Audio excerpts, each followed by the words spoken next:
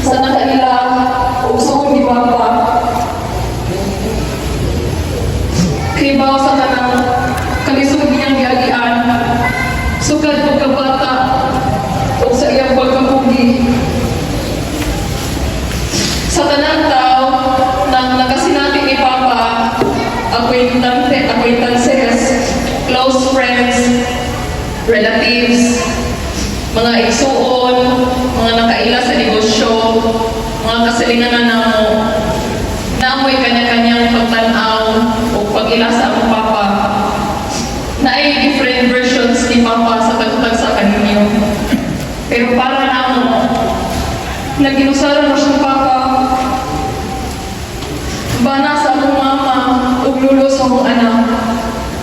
Dili perfect si Papa, daghang flaws, pagkulang, pagkalapas, pero naningkamot, sama ka na itong tanan.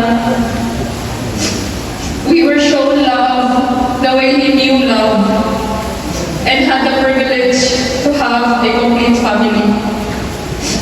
Papa, ang journey ni mo aning kalibutan is nahumana.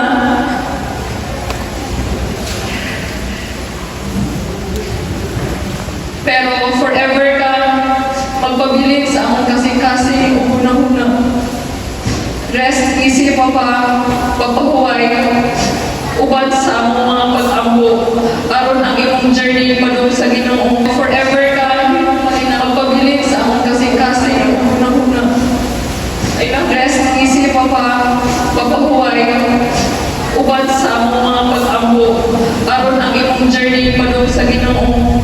Mamahimong malinawon kung puno o kahayag. I love you, Pa. We love you, Pa.